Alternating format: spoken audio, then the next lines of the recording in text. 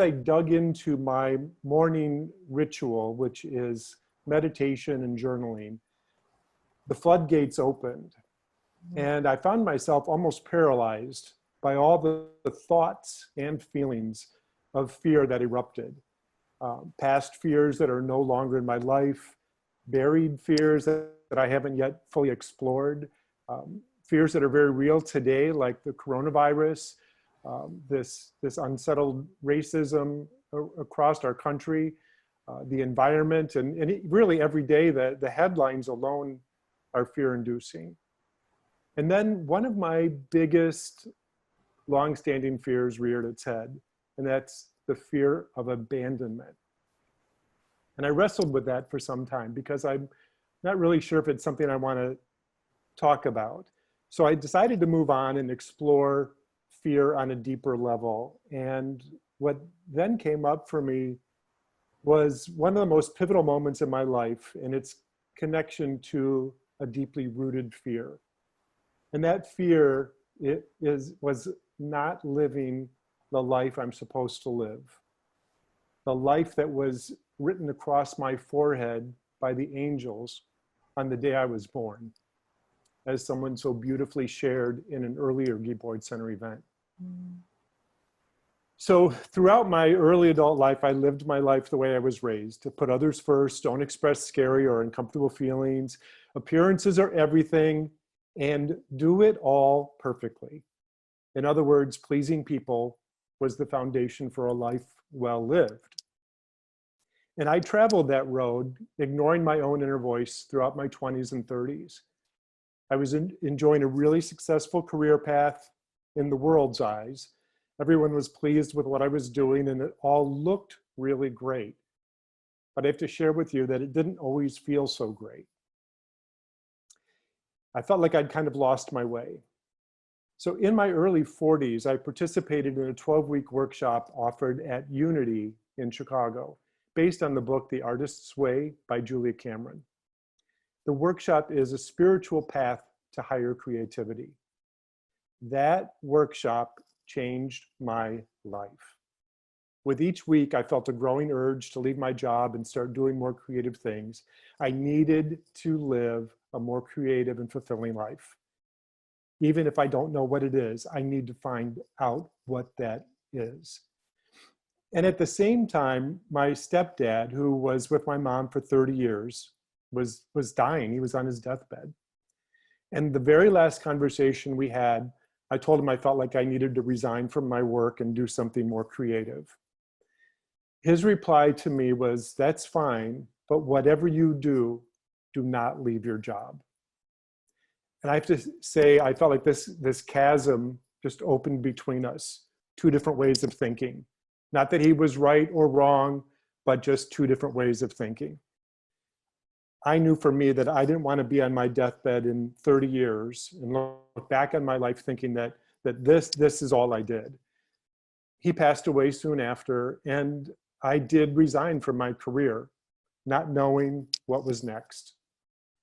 And there's a quote from The Artist's Way, leap and the net will appear. And little did I know that I was about to embark on a really miraculous journey of faith. I continued my daily journaling practice, my prayer, my meditation, because I needed to stay connected to this greater knowing. And 9 months later, something unexpected came off my pen in my morning journaling. It said, make your grandma's toffee. And I sat there stunned and I responded, I don't want to make my grandma's toffee. But it kept showing up and I kept arguing. So shortly after, my partner Michael and I were sitting in Sunday service at Unity, and they announced it was the last Sunday to sign up for their holiday craft fair. And I turned to Michael and I said, I'm going to sign up for a table. And he said, great, what are you going to sell? Grandma's toffee. When we got home, I felt like I was plugged into a 220 outlet. I designed a logo, I found packaging, I made up labels, and Michael and I made up about 70 pounds of toffee, went back the following Sunday with the goods, and sold out before the event was finished. 13 years later, we sold the business. 18 flavors of award-winning toffee, carried in stores from coast to coast, a gift at the Oscars for 10 years, on Good Morning America with Diane Sawyer, even a gift to the Queen of England are just some of the highlights that we achieved without ever having a business plan. But I came to learn that there was something of much greater power at work than a business plan. Through meditation, prayer, journaling, and paying attention to synchronicity, I listened to my intuition, my connection to spirit, and then I took action. Did I do it perfectly? No. Did I do it to please others? No. Were there fears and doubts? Absolutely. But I have to share with you, it was a journey of the highest spiritual education. I had the opportunity, sometimes daily, to face and resolve my fears. Does that mean my fears went away? Some did, but many fears, simply by being named and brought to light, came into perspective and did not carry the weight they once did. I also learned that trying to please others only fuels the fear of abandonment.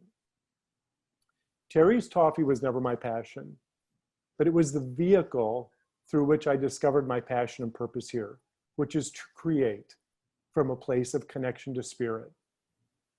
So today I'm my own vehicle. I create workshops to help others. I do intuitive coaching, and I most recently founded Compassionate Chicago, an initiative born out of the Charter for Compassion.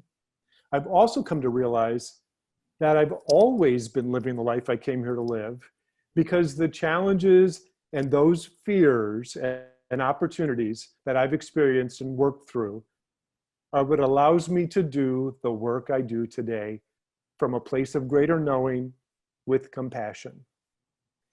And when fear of abandonment shows up, or any other fear, I think about this often shared statement.